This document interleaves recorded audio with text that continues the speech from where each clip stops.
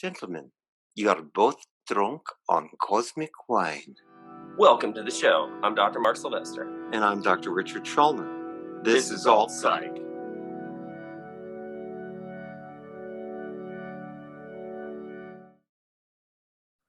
So I'm excited. Today we're talking about fringe science. Welcome to the zone. But first, kick us off with the mental wealth tip of the day. The mental wealth tip is short and it's sweet and it's to the point. This is for all people in relationships. You cannot love and control someone at the same time. Take your pick. And that's the mental wealth tip of the day. That is short and sweet. I like that. It's on target, though. It's on target. Is that what that bumper sticker that says if you love something, set it free means? Not exactly, but yeah, I guess so. I had a bumper sticker that said, I'm going crazy, want to come along? And I realized I was working at a psych hospital and maybe it wasn't the most appropriate one. So I just got the mean people suck one and I put it on top of that. But if you love someone, set them free is good too. I like it. I think that's, we've talked about love. You know, we've talked about fringe science too. We just haven't really named it. And I'm excited we're doing this topic because I think a lot of where we live, thrive, and survive, especially our show last week, really talks about linking that bridge between established mainstream science and let's say science fiction or even pseudoscience. There lives this gray land called fringe science, which is kind of many of the theories last week that we posited are based on hard science principles, you know, the Philadelphia experiment, all that kind of stuff we were talking about. So let's kick it off and talk about fringe science. First of all, you can't talk about fringe science without talking about Fringe, right? I'm always plugging that show because I think it was hugely underrated. Did you ever watch Fringe? Once. I had a hard time.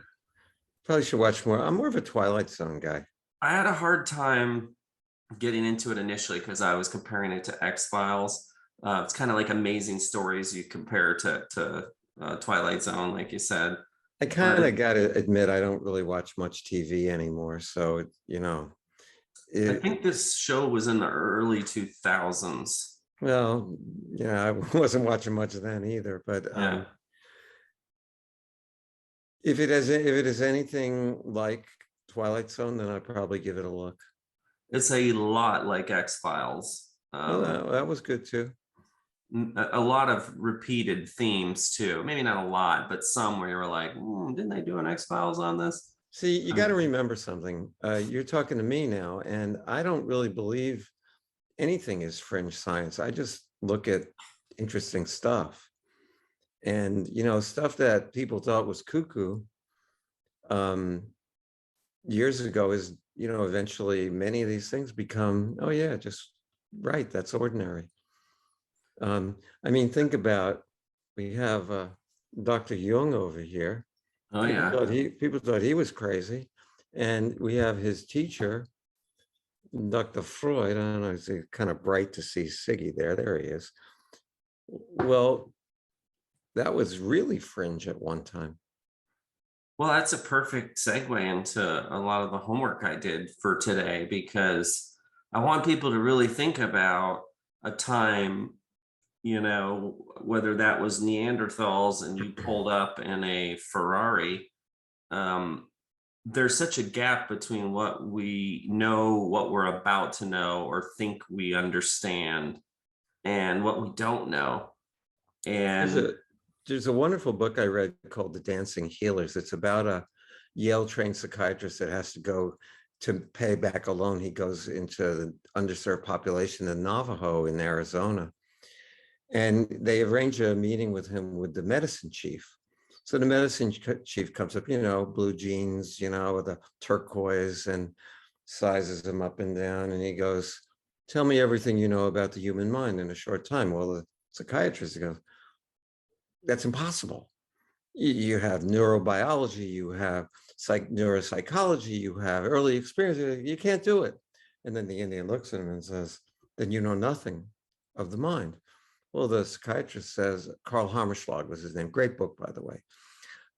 He says, what do you know of the human mind? And you can tell me in a short period of time. The Indian winks at him and says, it's a mystery, isn't it? Yeah, there's a lot of mysteries, and we think we know, but there's a lot of mysteries.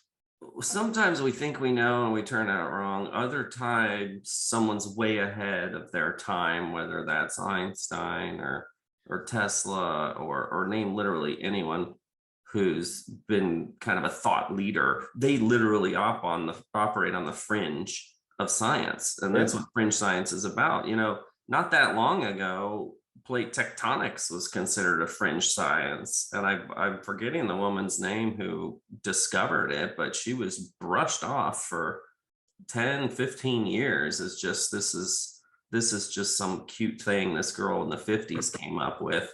And she was ridiculed. And now it's not only well established, it's critical in our understanding to be able to adjust for telecommunications and continental drift and understand you know, the earthquakes and volcanoes and all that kind of good stuff.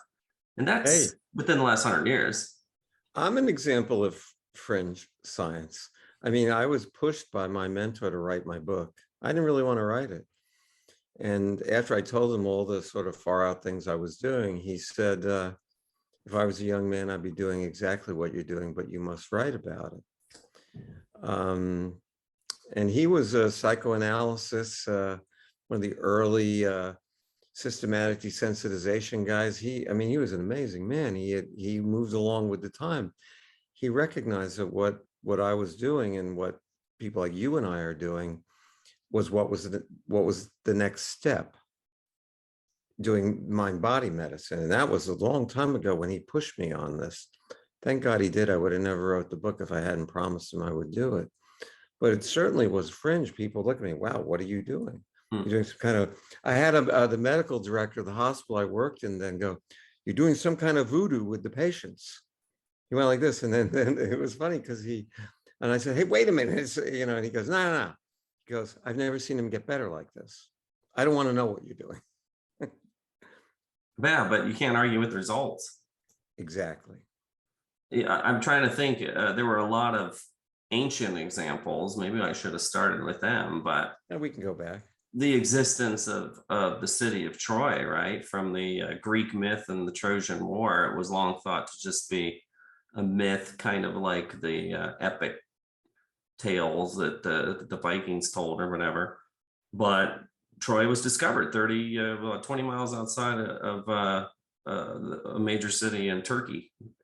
Well, that the temple at Göbekli Tepe, I think it's called, they claim that we didn't get so many things until around the year 5,000, 4,000 something BC, something like that.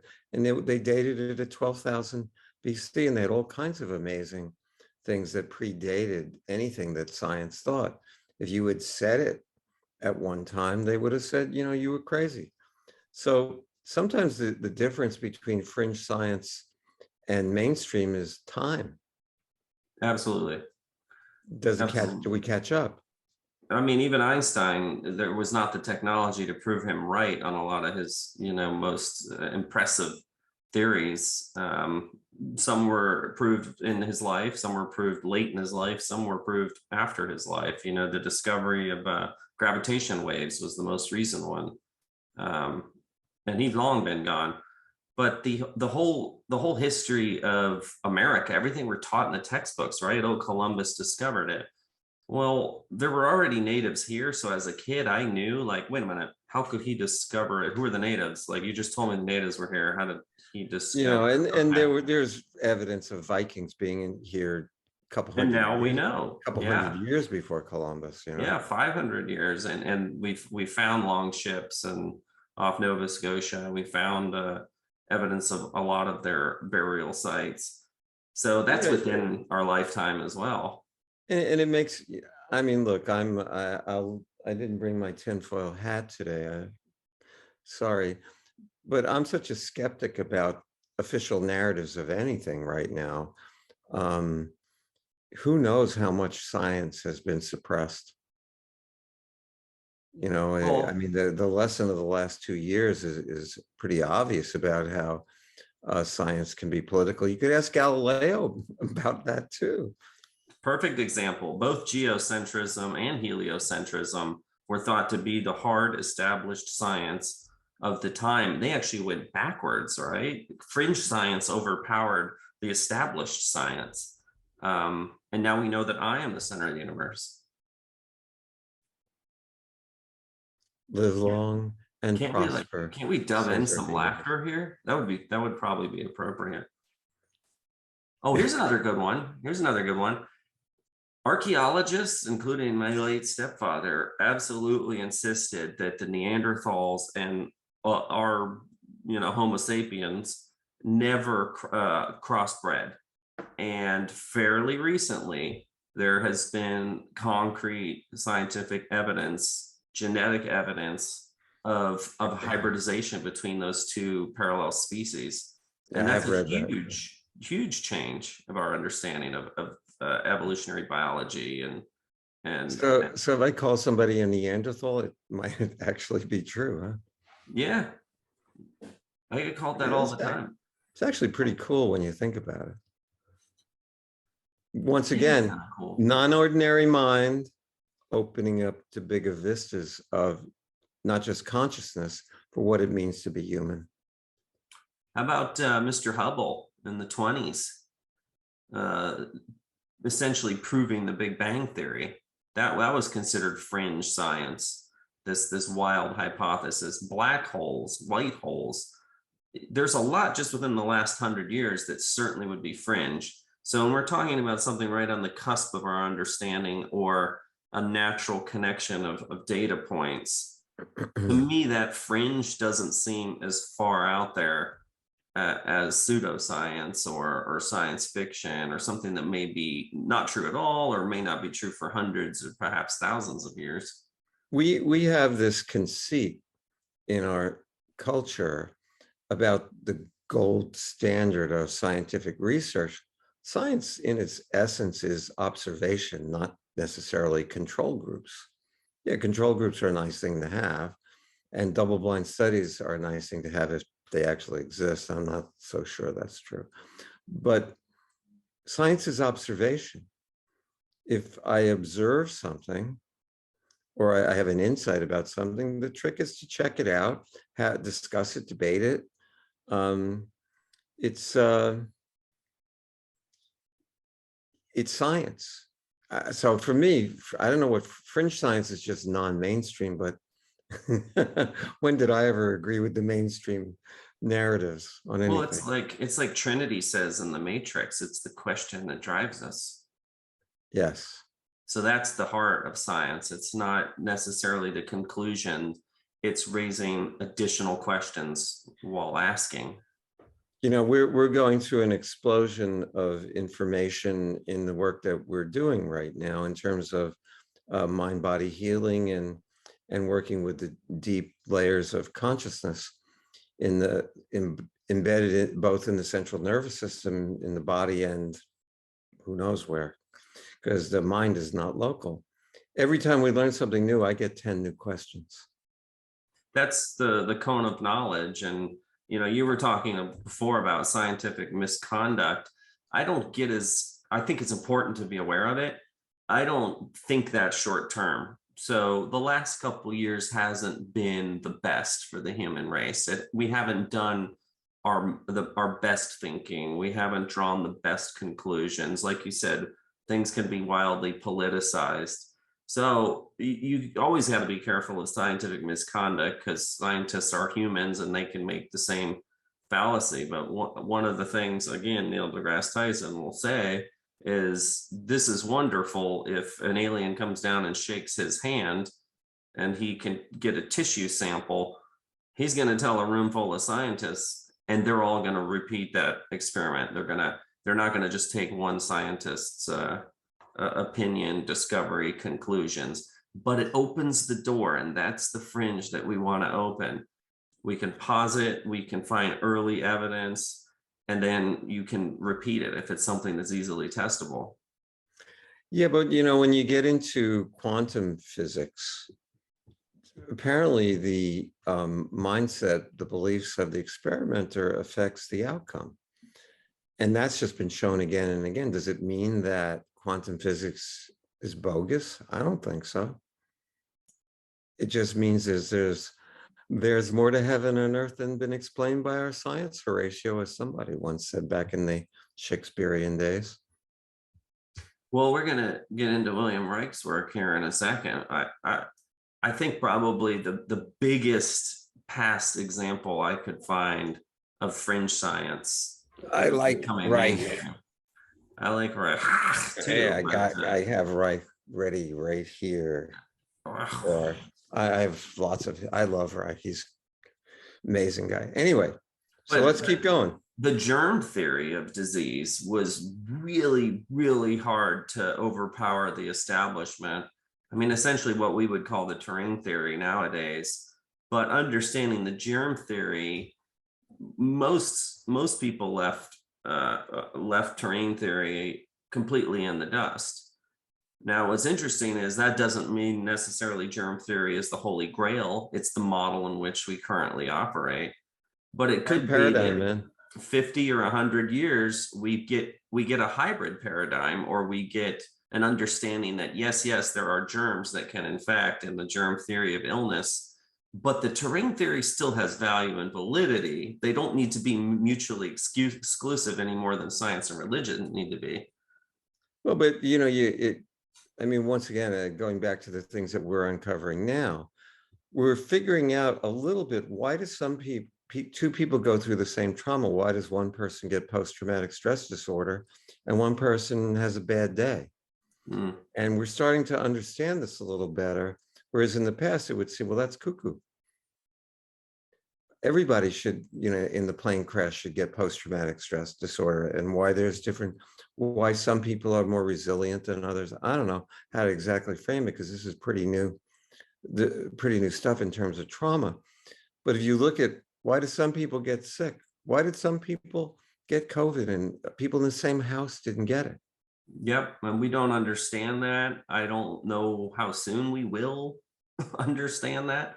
But I think the key is is that talking about the fringe stuff, maybe somebody gets an idea.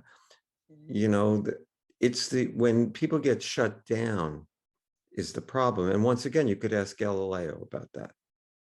Well, he got shut down, didn't he? Yeah. You know, you were talking about PTSD. The Vietnam vets got shut down because we didn't, like you said, it's just a bad day. We didn't understand PTSD. It was highly politicized. Sound familiar? And we spit on our veterans and we called them baby killers and we shunned them when they came back.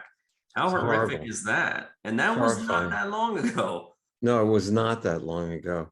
In fact, my mentor, rest in peace, threw his Bronze Star into the Potomac River after, you know, he was called a baby killer and spat on when he got home. Of course, his CO made him get another one, ordered him not to throw it in the river.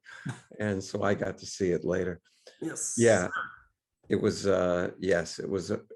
But, you know, those things are political. Definitely. And politics influences science, economics obviously influences science. So really the greatest ideas, like you were talking about, are the people without a dog in the fight, without a funder to answer to, or a department, or a tenure, or a drug company, or some overlord that might influence unconsciously. Even sometimes it's overtly negligence, or they're culpable of what we were talking about before, scientific misconduct. How do we know that there's not a love of bias, unconscious pressure to manipulate data? I don't think anyone argues that happens, but it's good to think about all the reasons why it happens. And then you get someone like Galileo, who really had everything to lose, but yet stuck with the truth. An objective truth, by the way. There You know, we were talking about Reich, and I find Reich to be one of the great geniuses of emotional healing. There are several people that influenced me. He is probably as much as anybody else. Now, he spent the last 2 years of his life in a federal penitentiary and died because because he was a kind of a pain in his own ass. They really didn't want to put him in jail. They wanted him to take down his orgone accumulators. Orgone being kind of like the Force in Star Wars. I was thinking of it like chi, but Mark pointed out to me it's more like the ethers, and it's just his technique is spectacular, and many people would have healed from it, but politically, Anna Freud didn't like him, and she was running the society then, so he got kicked out of the society, and then he ran afoul of the FDA. Now, from my point of view, I think he was dead on. Well, a lot of people still do. And, you know, when I think of orgone versus chi, I think metaphorically, that's just sort of the way my brain works. And if you picture a fabric of all existence, space, time, thought, energy, you know, and you plop a planet on it, it's going to create a dip on the sheet like a marble. And that's how we learned what gravity was. If you're talking, and that's because of matter, right? And its interaction with space-time. But if you think of thought and energy also dipping in through that plane and pulling it down into a local field, that could be a better understanding of chi to me. That's the puppet strings essentially enter us through the pineal gland and generate the bioelectric field that we understand as chi, and acupuncturists have been using for thousands of years. And like, as you to your point, insurance certainly reimburses it, so they don't consider that fringe or pseudoscience, but it's not as easy to measure as the EEG and the EMG yet. And then I think of orgone as the fabric itself. It's what connects my atoms with atoms 92 billion light years away. And how could they be 92 billion light years if the universe is only 13.8 billion years old? Good question. We'll have to do that. We'll answer that on a future show. Next week, yeah. I'm getting tingly thinking about it. Yeah. But it's true. So we talked about last week that you can have a particle aware that the spin has changed on another particle instantaneously at distances beyond their ability to communicate via the speed of light. Well, orgone would actually explain that. It would explain chi, and it would explain how the nature of the universe and how it generates into existence from nothingness, matter and space and time and thought and energy and all the I read a book stuff. several years ago called Stalking the Wild Pendulum by Itzhak Bentov. And one of the things really stuck with me, because he saw the human body as a series of pendulums, you know, heart rate, blood pressure, you know, hormonal balances. So he says, think about what happens as a pendulum swings, as it gets to the either end. So as it gets to the end, it starts to slow down. And at some point it stops and turns around. He goes, what happens as it gets to that point where it stops? Well, at some point, it's 1/infinity distance away from the stopping point. Okay, so what he says, if you do rate times time equals distance, well, if distance is 1/infinity, rate times time is meaningless, and you're everywhere in the universe at once. And his idea was that psychics find that place where you're everywhere in the universe at once to tap into the orgone. And that's what I'm thinking. And then they can connect with all kinds of information you can't connect in an ordinary way. Have you ever seen the experiment with metronomes, speaking of pendulums, where you can have a table full of metronomes all in sync, and you set one in there completely out of sync, and it will actually decelerate and in a fairly short period of time get exactly in sync. Yeah, right? I never saw it. I've read about it. You should look at it. You probably look that video up. It's a very basic experiment. One of my favorite ones is at the Space and Science Museum with the giant pendulum from the ceiling. and it's knocking down the dominoes as the earth spins underneath it. That's a pretty fun one too. But pendulums are really fascinating because if you describe them mathematically, you do get into an infinite problem at that exact moment where it crosses the threshold of motion and stop and reverse. Yeah, it's pretty cool stuff. But once again, this isn't, does it have to be mainstream to be science? I mean, so we look at fringe science, we say, fringe, man, must be, not good. No, it's just not mainstream.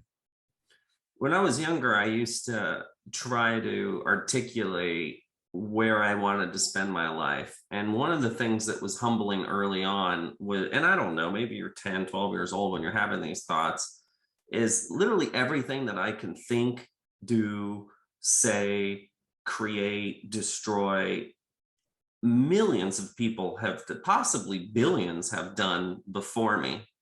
So am I really that original? How could I be original? Well, I want to live my life with, those who only see farther because they stood on the shoulders of giants. And that's what fringe science is. It's actually living, thinking, positing, understanding, extrapolating from a place that is really right on the cutting edge. Well, you just basically rewritten the introduction to my book. Okay. I have actually a whole I stand on the shoulders of giants, and then I enumerate, these people who form the foundation of the work that I do. They might think my work was fringe. Well, they're mostly dead now, but that'll learn them. Wait, not because they didn't believe you. No, they were already dead, most of them anyway. I think Brian Weiss is still alive, but most of them, the rest of them are gone. He's got to be up there. He's got to be getting up there. Me too. Here's another fun one. Cold fusion. I remember as a little kid that being like Isaac Asimov stuff, the concept of cold fusion. And for a long time, really through the 80s, it was considered absolutely impossible. Of course, NASA said the same thing about landing the Dragon back on a floating barge in the middle of the Atlantic. They said that was technically impossible. And, some guy from a software company showed them, did it.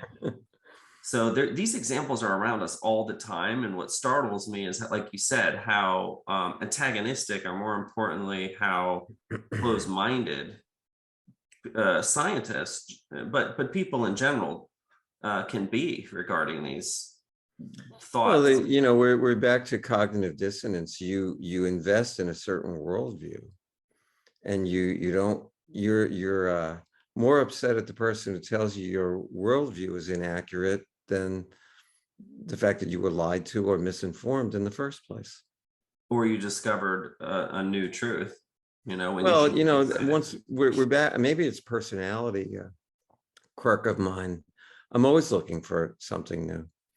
The body therapist I used to work with said to me once, Rich, if you don't learn something new every 3 or 4 days, you get real squirrely. So crack the books, will you? Well, here's one for you. Here's one. I'll blow your skirt up on this one.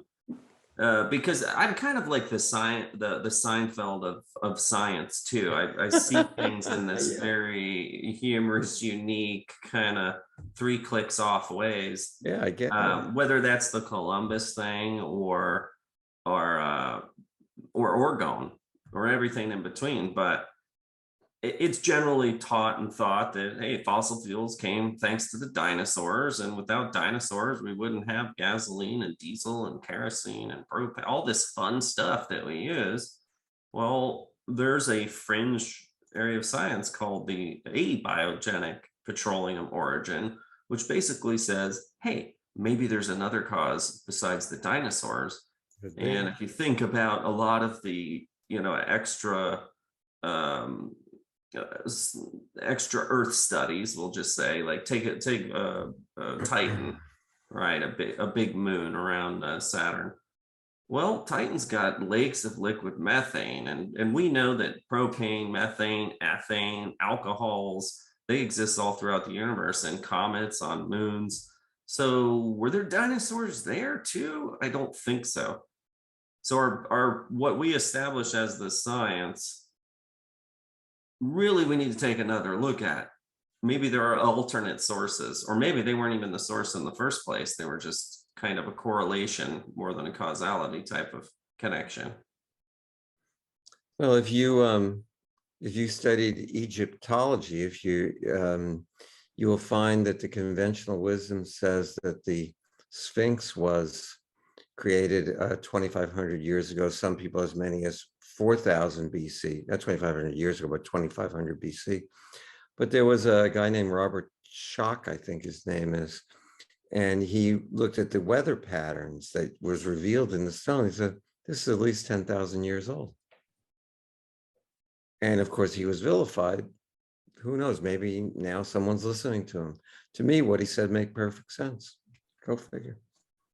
I remember reading as a kid that when there was still debate about the asteroid impact theory killing off the dinosaurs. That's another example. And the Alvarezes, they got a lot of ridicule. And this was a theory, much like plate tectonics, that kind of simmered over the decades. And lo and behold, thanks to big oil and technology to look at subtle variations in the magnetic field in the Earth's crust, sure enough, boom, you can see clear as day from these satellites, not only the impact site itself, but the concentric rings that an impact creates. And it was the smoking gun, as they say, proving and correlating the exact moment that the dinosaurs died out as a result of that impact. So these are cataclysmic events that we're misinformed on. What are the tiny little fringe type of theories that we're just missing because it's right before our face and we can't see the forest through the trees? Well, the thing of it is, the word fringe kind of has a negative connotation. It's pejorative, definitely. Yeah, that was the word I was searching for that I couldn't find.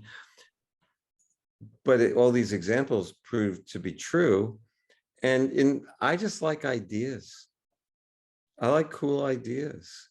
And yeah, maybe they pan out, maybe they don't. But if you feel hesitant to share your idea because of ridicule, that's a problem in science. Maybe Niels Bohr, the inventor of the benzene ring, I guess he didn't invent it, he described it. He saw it in a dream. Nobody believed him, that's for sure. And he was famous for saying, your theory is crazy, but maybe not crazy enough to be true.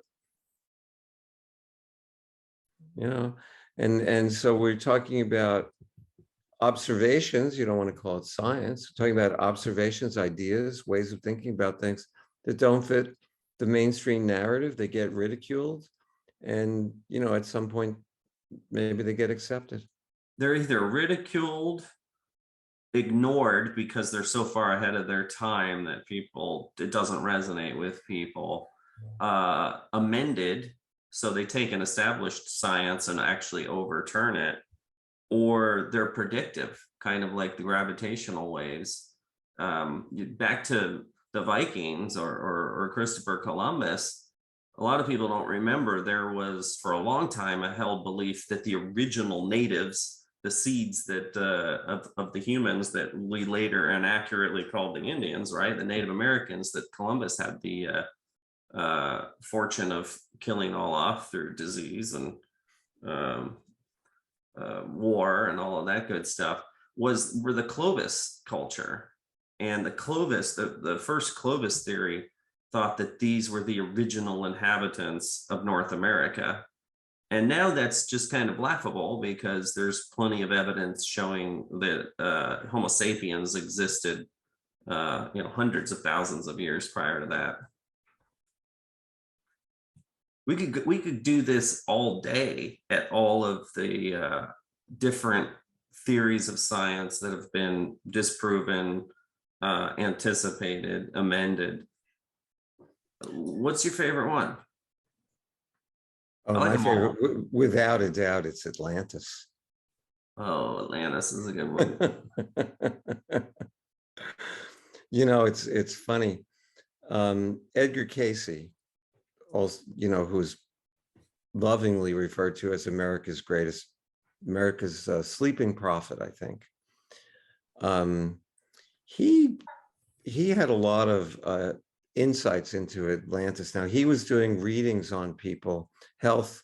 Do you know that they had a hospital in the 20s based on Edgar Casey's readings, and they would get licensed doctors to fulfill Casey's prescriptions that he had when he was in trance. Now the hospital was going great. There was never a problem. Then the stock market crashed. The investors lost all their money, and the hospital closed. Well, in the midst of these readings, Casey would talk about Atlantis and things that happened on Atlantis, healing techniques.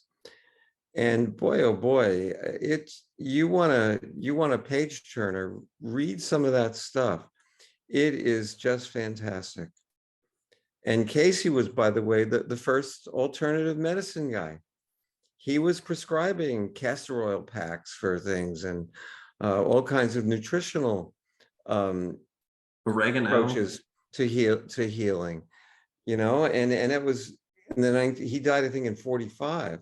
So this was going on for many years before then. And he talked about Atlantis, and you know, there are indicators of places where Casey talked about Bimini, for example. There's the Bimini Wall. There's a lot of possible artifacts for Atlantean times. And, you know, I look at the psychology of things, actually. I'm more impressed by that, actually, than even material things. The dynamics of Atlantis are playing out exactly right now in our own culture. If you read the Casey material, Plato talked about Atlantis in the dialogues thousands of years before Christ. That's my favorite. Yes, my favorite. Yeah. And I mean, people, Ernest Hemingway's brother, Lex, was buying land in the ocean. So was John Lennon and several other celebrities in the late 60s, early 70s, actually, because of Casey's prediction that Atlantis would rise in the late 60s. Now, I don't know how many beachfront properties they had. I do know that Hemingway had a treasure trove of stuff when he was in Cuba, and President Kennedy sent in emissaries to sneak it out of Cuba when we didn't have any relation. So the idea, oh, there's another one, might be even better. Bermuda Triangle. We've talked about them both, I think. Yes. So, I mean, fringe science, okay, maybe. Creative genius, maybe more. But does it resonate with who we are as human beings? I mean, I'm back to why we are talking about non-ordinary mind. What does it mean to be human? What, you know, if we limit our humanity, we do it at our own peril. There are lessons to be learned from these things. If we learned the lesson of Atlantis, we wouldn't be messed up right now as we are in our culture. Well, if you follow the evolution paradigm, which I'm sure most, if not all of our viewers do, like we were talking about the ant that never looks up out of two-dimensional space, or maybe mammals that walked on four legs never freed up their hands to look further and on the horizon and pay attention more to the weather, and certainly use their hands for tools. And now we think we're supremely intellectual, but there's arguable evidence that well before even the Egyptians, they were as smart and most likely smarter in terms of their ingenuity and their understanding of the nature of things. It's hard to time correct for technological advances, but we're born into this world of technology and literally get to reap its benefits from all those people whose graves we currently stand on. So I think that we're kind of at the first point in evolution where people are starting to see a more expansive view of not only our current existence. History is history, and it's important to discover, but trying to project to the future. And like you said, whether that's to save the species, save the planet, maybe even become a multi-planetary species like Elon Musk wants. It's going to require people to wake up. And just like a baby who's born only having reflexes and slowly has to learn how to walk and talk and eat and read and all of the things most people can do, you continue that, you're going to get someone that understands the nature of existence and our current interaction with our environment much better, and therefore be much better equipped to pass that on and so forth. So hopefully that evolution happens at a rate that's somewhat comparable to our natural destructive tendencies, not only to kill each other, but to kill the planet. Or as the great Arnold Schwarzenegger says in T2, it is in our nature to destroy ourselves. So we have to outthink that conceit, which is a good Carl Sagan word you brought up before. And we have to decide what is our most eminent existential threat, or be more expansive, what are all of the existential things that we can think of that might impair our ability to propagate the species, and address them all concurrently.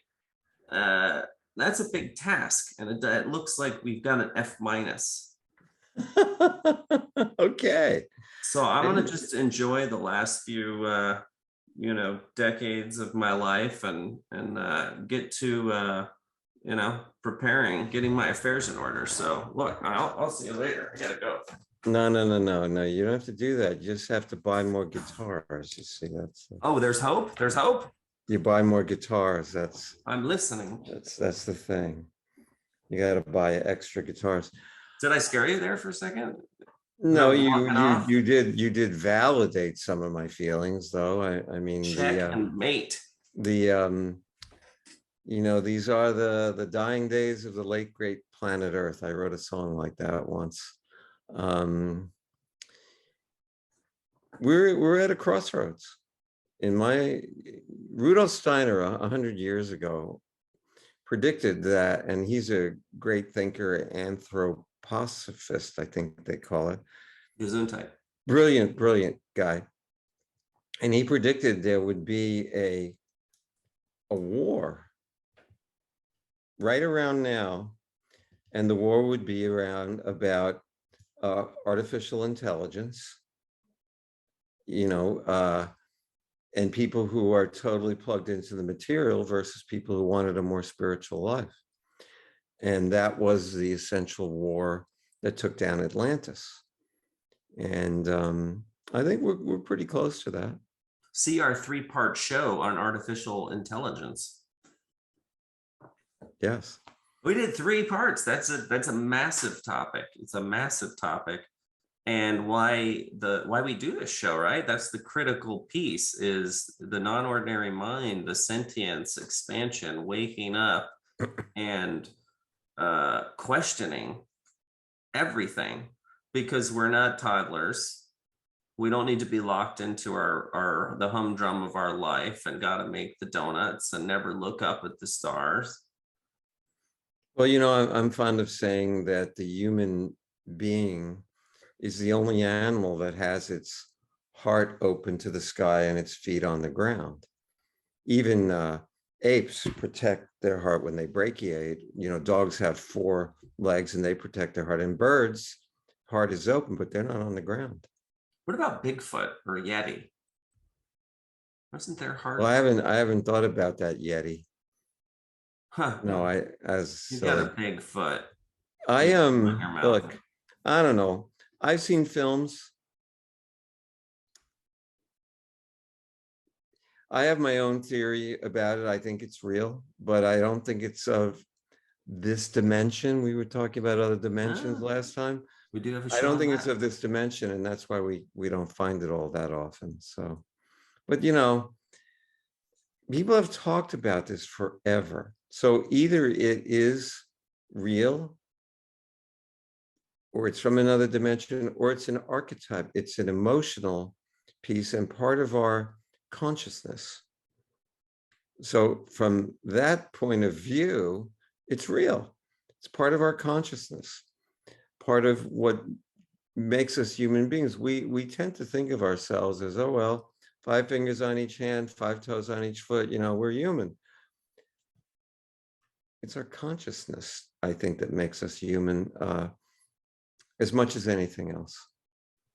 Well, I certainly think the late great Stephen Hawking would agree with you on that one. What made him great? It's all he had left of his body was his mind and his intellect, and he achieved more in his lifetime than most of us could ever hope to. So I say if we're still here next week, we do a new show on an extension topic of this. Works for me. What do you think? I think it's a great idea. Well, maybe we could delve into a lot of the unexplained archaeological findings and take a look more into the past and our ancestors' understanding of consciousness, their place in the universe, and their suspicions of an afterlife or a future and a legacy that they wanted to leave. Some they of were this, better at it. some of the stuff, which, archaeologists and scientists will go like this. Even if you don't know what it is, what would cause human beings to make these things? It's pretty, from that point of view, it's pretty impressive, and it opens all kinds of doors to other ways of thinking about our lives. And I think right now that's order of the day. It's the question that will continue to drive us. So don't stop questioning. And if you have any questions about next week's show, then leave them in the comment section. Let's do it. Live long and prosper. I'll see your electrons next week, huh? 1. Oh, we don't do that anymore. Oh, yeah, we're doing that. Remember. 1, 2, 3. Be well. Be well. It's get well. Maybe it's only our people motto. are sick out there. They should get well. I think it's the be well. show. See you later. Ta-ta for now.